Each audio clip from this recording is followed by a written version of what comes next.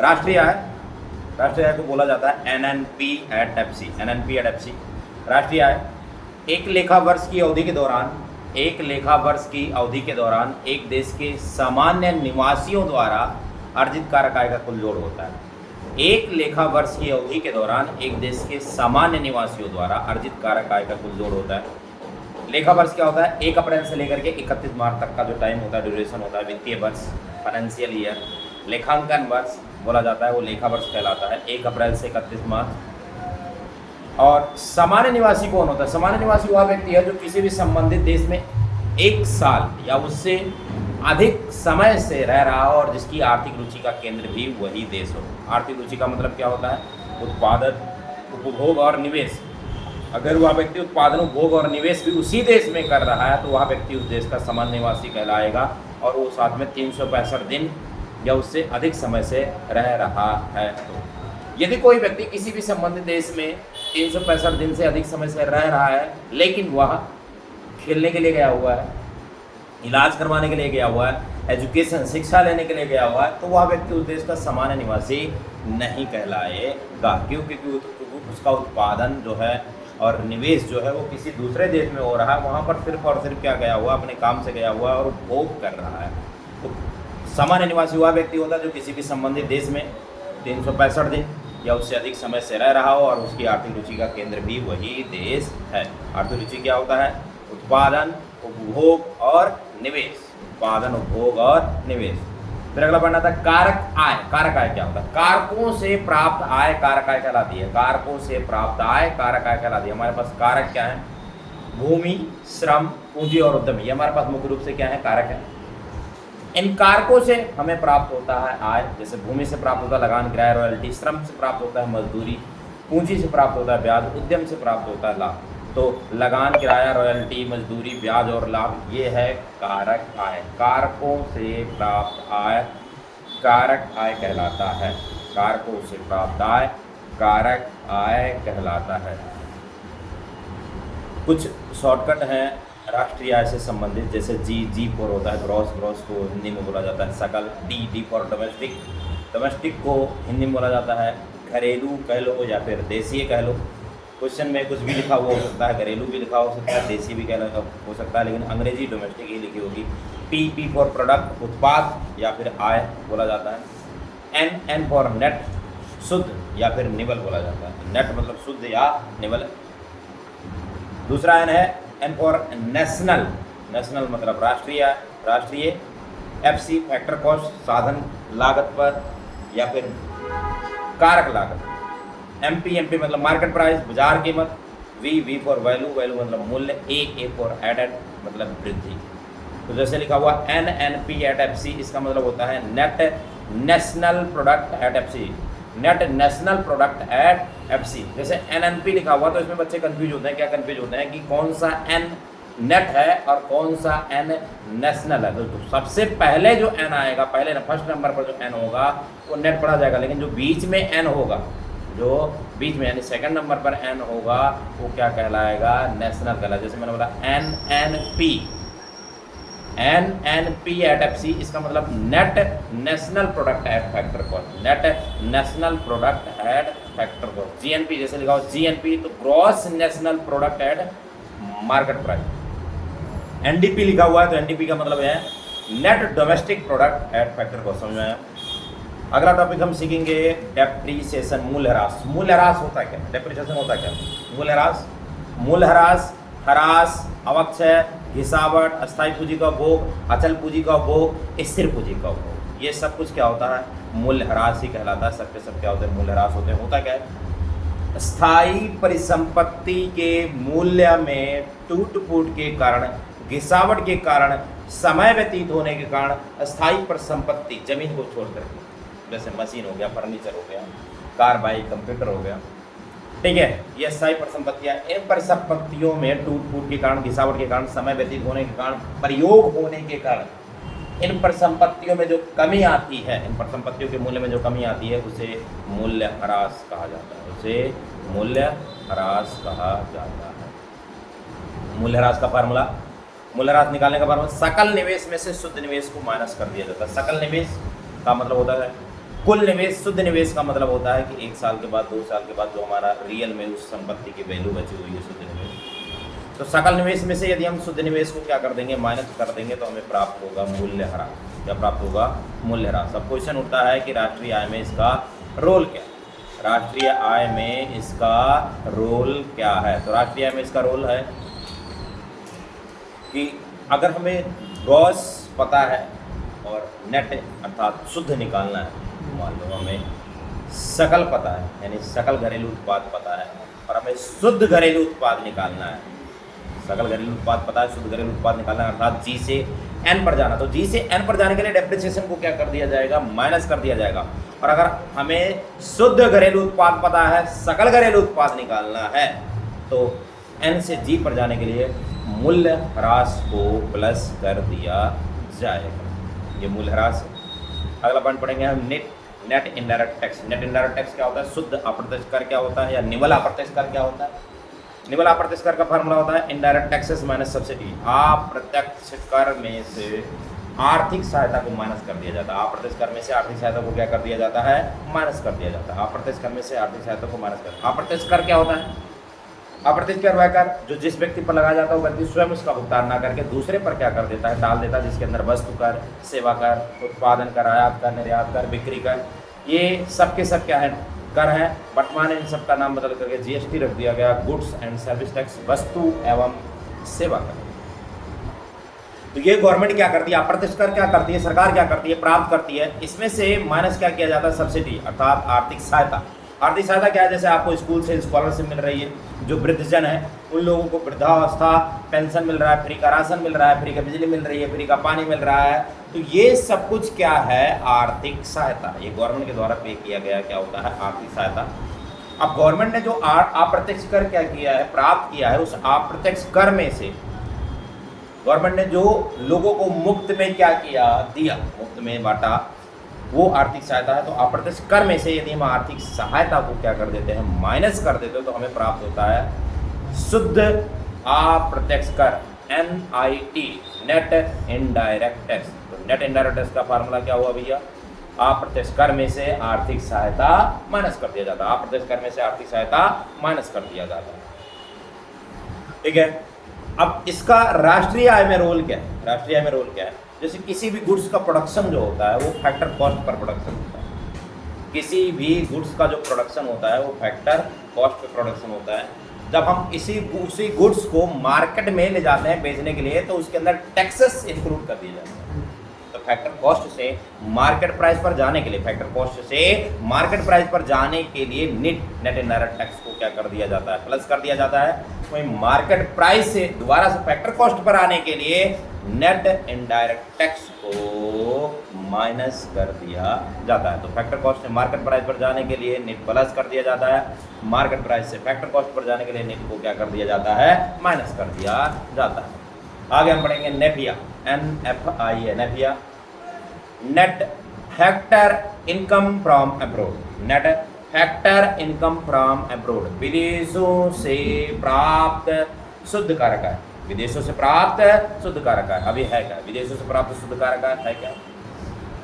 जैसे हमारे देश के निवासी किसी अन्य कंट्री में जाकर के पैसे कमाते हैं, वो क्या कहलाता है? विदेशों से प्राप्त कारक है। किसी अन्य कंट्री के निवासी हमारे देश में आकर के पैसे कमाते हैं, वो क्या कहलाता है? विदेशों को प्राप्त कारक है। तो जो हमने विदेशों से प्राप्त कारक है, जो हमने कमाया, भारतीयों ने जब क्या किया? कमाया, और दूसरे देश के निवासियों ने आकर के भारत से जो क्या किया है? कमाया, विदेशों को प्राप्त कारक है। तो से में से को माइनस कर दिया जाता है। विदेशों से प्राप्त कारक आय में से विदेशों को प्राप्त कारक आय क्या कर दिया जाता है? माइनस कर दिया जाता है। तो जो हमें प्राप्त होता है वो प्राप्त होता है विदेशों से प्राप्त शुद्ध कारक आय, विदेशों से प्राप्त शुद्ध कारक आय या विदेशों से प्राप्त निवल कारक आय, विदेशों से प्राप्त निवल कारक आय। अब क्वेश्चन उठता है इसका राष्ट्रीय आय में रोल क्या है? तो अगर हमें डोमेस्टिक इनकम पता है और नेशनल इनकम क्या करना है? निकालना। डोमेस्टिक इनकम पता है, नेशनल इनकम क्या करना है? निकालना है। तो डोमेस्टिक से नेशनल पर जाने के लिए, अर्थात डी से एन पर जाने के लिए नेफिया प्लस कर दिया जाएगा, और वही नेशनल से डोमेस्टिक पर जाने के लिए नेफिया माइनस कर दिया जाएगा। नेशनल से डोमेस्टिक पर जाने के लिए नेफिया माइनस कर दिया जाएगा। एक अंतर पढ़ते हैं, राष्ट्रीय आय और घरेलू आय में अंतर क्या है?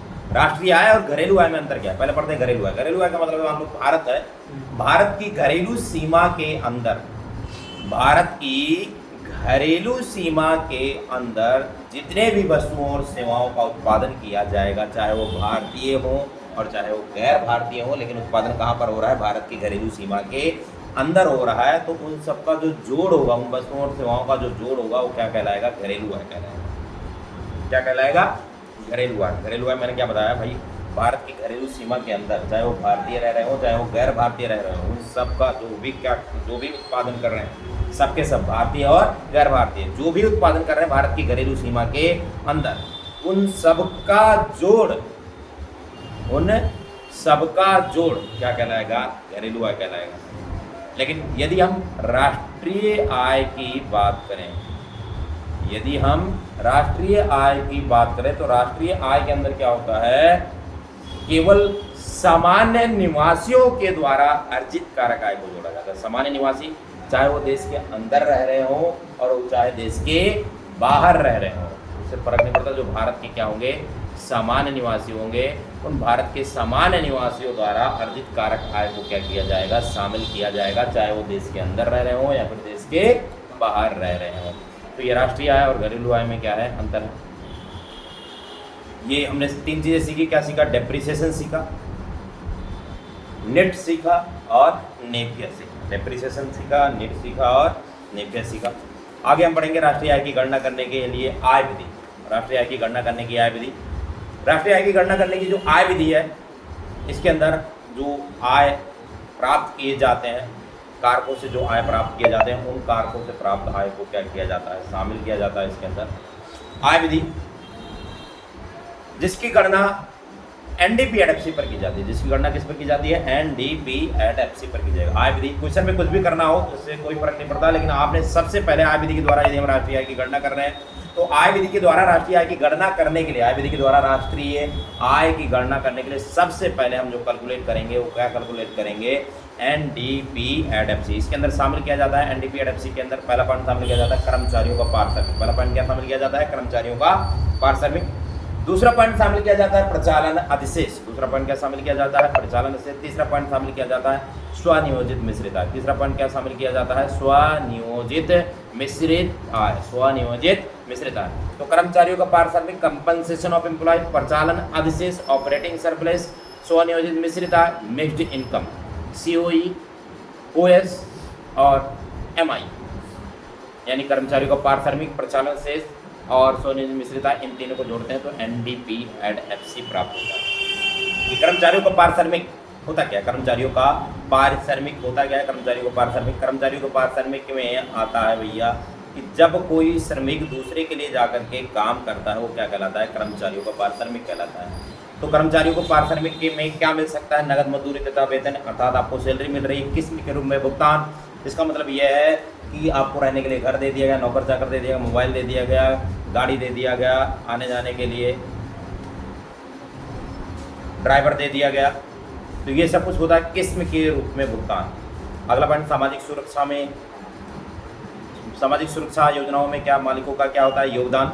योगदान मतलब आपको पीएफ फंड बोनस दिया जा रहा है, सेवानिवृत्त पेंशन, रिटायरमेंट के बाद आपको पेंशन मिल रहा है। तो ये सारा कर्मचारियों को पारिश्रमिक का पॉइंट है। ये आपको तब मिलेगा जब आप दूसरों के लिए जाकर के क्या कर रहे हैं? काम कर रहे हैं। हो सकता है आप गवर्नमेंट के लिए काम कर रहे हैं, हो सकता है प्राइवेट सेक्टर के लिए भी क्या कर सकते हैं? काम कर सकते हैं। तो उसके बदले में आपको क्या हो सकता है? प्राप्त हो सकता है। तो कर्मचारियों का पारिश्रमिक के मेन पॉइंट है, और जो मैंने बोला नगद मजदूरी तथा वेतन, किस्म के रूप में भुगतान, सामाजिक सुरक्षा योजनाओं में मालिकों का योगदान, सेवानिवृत्ति पेंशन, ये सारे इसके सब पॉइंट हैं। यदि क्वेश्चन में मेन पॉइंट आ रखा है, मेन हेडिंग आ रखा है, तो आपने मेन हेडिंग को ऐड करेंगे, और ये मेन हेडिंग नहीं दे रखा तो आप अपने इसके सब हेडिंग को क्या करेंगे? ऐड करेंगे। सब हेडिंग को क्या करेंगे? ऐड करेंगे। ठीक है। और अगर दोनों दे रखा है तो सब हेडिंग को क्या मारना है? इग्नोर मारना है। मेन हेडिंग को ही क्या करना है? ऐड करना है। दूसरा पॉइंट आता है प्रचालन अधिशेष। प्रचालन अधिशेष का मतलब है जब आप अपने लिए क्या करते हैं? बिजनेस करते हैं, अपना खुद का क्या कर रहे हैं? काम कर रहे हैं, अपना खुद का काम कर रहे हैं, तो वो प्रचालन अधिशेष होता है। यदि आपके पास जमीन है तो आपको उससे प्राप्त होगा लगान, किराया, रॉयल्टी। यदि आपके पास पूंजी है तो उससे प्राप्त होगा ब्याज। यदि आपने उद्यम लगा रखा है तो उससे प्राप्त होने वाला है आपको लाभ। लाभ के अंदर 3 पॉइंट: लाभांश, निगम लाभ कर और अवितरित लाभ। लाभांश, निगम लाभ कर और अवितरित लाभ। इसके साथ भी सेम वही, यदि मेन हेडिंग दे रखा है तो सब हेडिंग को शामिल नहीं करना है, और अगर मेन हेडिंग नहीं दे रखा तब सब हेडिंग को क्या करेंगे, शामिल करेंगे।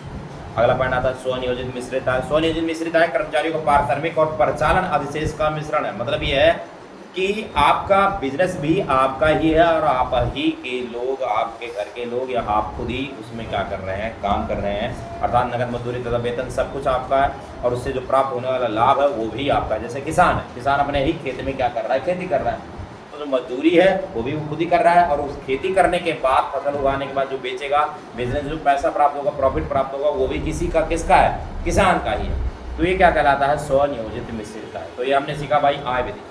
आय विधि जिसकी गणना एनडीपी एड एफसी पर की जाती है। किस पर की जाती है भैया, एनडीपी एड एफसी पर इसके अंदर शामिल किया जाता है भैया। कर्मचारियों को पारिश्रमिक, प्रचालन अधिशेष और स्वनियोजित मिश्रित आय।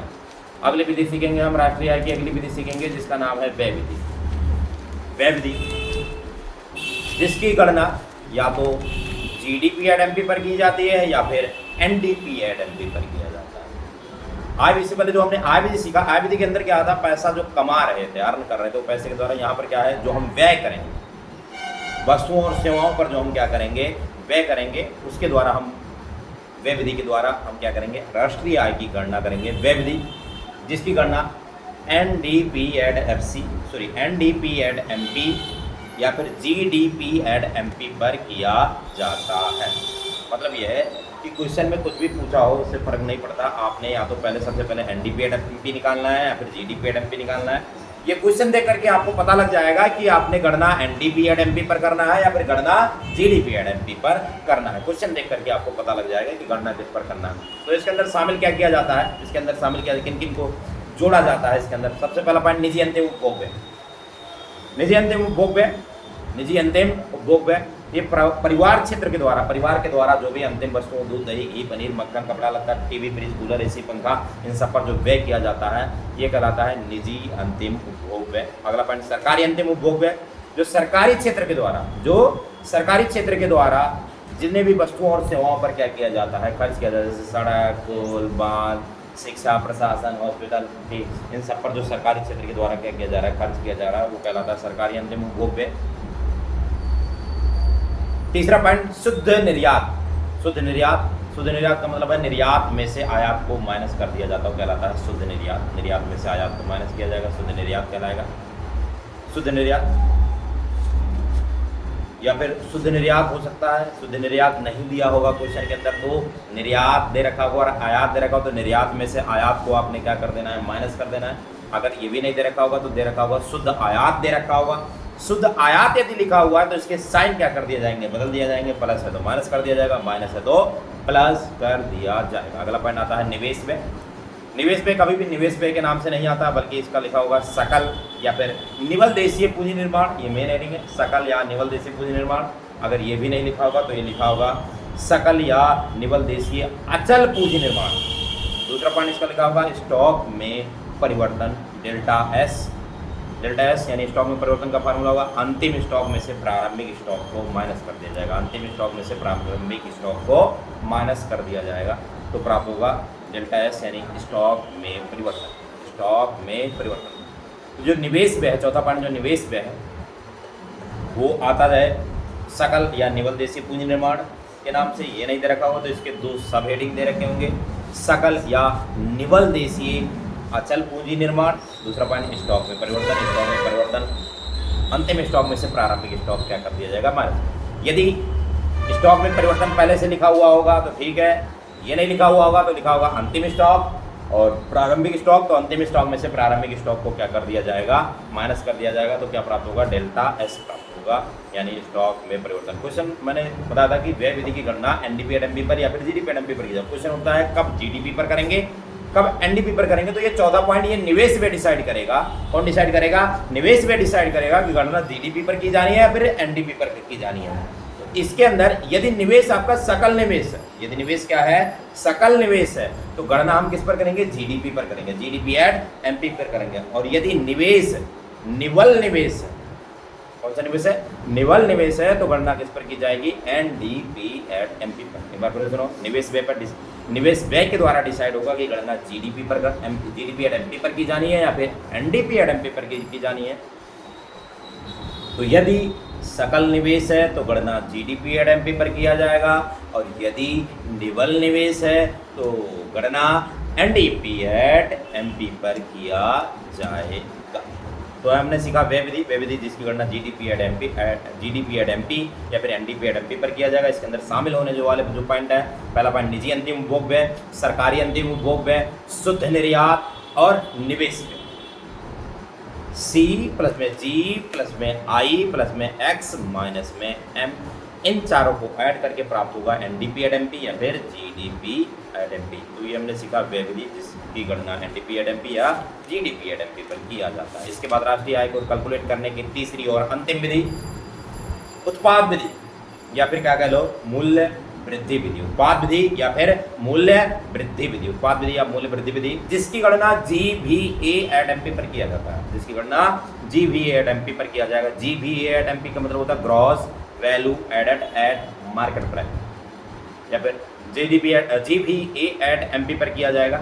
इसको जीवीए एट एमपी को मूल्य वृद्धि भी बोला जा सकता है। मूल्य वृद्धि बराबर में होता है, मूल्य वृद्धि बराबर में होता है उत्पाद का मूल्य माइनस में मध्यवर्ती लागत, उत्पाद का मूल्य माइनस में मध्यवर्ती लागत। जीवीए एट एमपी या फिर मूल्य वृद्धि बराबर में होता है उत्पाद के मूल्य में से मध्यवर्ती लागत को क्या कर दिया जाता है? माइनस कर दिया जाता है। उत्पाद के मूल्य में से मध्यवर्ती लागत को माइनस कर दिया जाता है। उत्पाद का मूल्य क्या होता है? एक एग्जाम्पल के द्वारा समझते हैं। मान लीजिए ये पेन, इस पेन को बनाने में मेरा खर्चा आया 10 रुपये का, खर्चा आया 10 रुपये का, और मैंने इस पेन को उठा करके मार्केट में 20 रुपये में क्या कर दिया? बेच दिया। 20 रुपये में क्या बेच दिया? मार्केट में उठा करके मैंने 20 रुपये में क्या कर दिया? बेच दिया। तो मूल्य वृद्धि कितने की करी मैंने? वस्तु की कीमत में मूल्य वृद्धि कितने की करी? 10 रुपये की। मैंने पेन को बनाने में खर्चा कितने का किया था भाई? 10 रुपये का। यानी कच्चे माल का मूल्य कितने लग गया? इस पर 10 रुपये लग गया। मार्केट में उठाकर इस पेन को मैंने कितने में बेच दिया? 20 रुपये में बेच दिया। मूल्य वृद्धि कितने की हुई? 10 रुपये की मैंने क्या कर दी? मूल्य वृद्धि कर दी। तो उत्पाद का मूल्य जो होता है वो बिक्री के बराबर होता है। उत्पाद का मूल्य जो होता है किसके बराबर होता है? बिक्री के क्या होता है? बराबर होता है। उत्पाद का मूल्य किसके बराबर होता है? बिक्री के बराबर होता है। उत्पाद का मूल्य बिक्री के बराबर होता है। और मध्यवर्ती लागत या मध्यवर्ती उपभोग क्या होता है? कच्चे माल का मूल्य होता है। मध्यवर्ती लागत या मध्यवर्ती उपभोग क्या होता है? कच्चे माल का मूल्य होता है। ठीक है। उत्पाद का मूल्य यानी मूल्य वृद्धि बराबर में क्या? उत्पाद का मूल्य बराबर क्या होता है? बिक्री। बिक्री तब होगा यदि वर्ष के दौरान उत्पादित सभी वस्तुओं और सेवाओं की बिक्री हो गई, तो उत्पाद का मूल्य जो होगा बराबर किसके होगा? बिक्री के होगा। यदि वर्ष के दौरान उत्पादित सभी वस्तुओं और सेवाओं की बिक्री हो जाती है तो उत्पाद का मूल्य बराबर होगा बिक्री के। और यदि वर्ष के दौरान कुछ माल बिना बिका हुआ रह जाता है तो उत्पाद का मूल्य बराबर होगा बिक्री प्लस में चेंज इन स्टॉक के होगा। तो उत्पाद का मूल्य किसके बराबर होगा? बिक्री प्लस में चेंज इन स्टॉक। उत्पाद का मूल्य बराबर बिक्री प्लस चेंज इन स्टॉक तब होगा यदि वर्ष के दौरान कुछ माल बिना बिका हुआ रह जाए। और उत्पाद का मूल्य बराबर में बिक्री तब होगा, ओनली बिक्री तब होगा जब वर्ष के दौरान उत्पादित सभी वस्तुओं और सेवाओं की बिक्री हो जाती है, कोई भी माल बचा नहीं हुआ है। और उत्पाद का मूल्य बराबर बिक्री प्लस चेंज इन स्टॉक तब होगा यदि वर्ष के दौरान उत्पादित वस्तुओं और सेवाओं में से कुछ माल बिना बिका हुआ रह जाएगा। ठीक है। डेल्टा एस यानी change in stock. Change in stock का मतलब होता है स्टॉक में परिवर्तन। चेंज इन स्टॉक का मतलब क्या है? स्टॉक में परिवर्तन। स्टॉक में परिवर्तन कैसे निकाला जाता है? अंतिम स्टॉक में से प्रारंभिक स्टॉक को माइनस कर दिया जाता है। मध्यवर्ती लागत मैंने तुम्हें बता दिया। मध्यवर्ती लागत क्या होता है बेटा? मध्यवर्ती लागत का मतलब होता है कच्चे माल का मूल्य। मध्यवर्ती लागत का मतलब होता है कच्चे माल का मूल्य। मध्यवर्ती लागत का मतलब होता है कच्चे माल का मूल्य।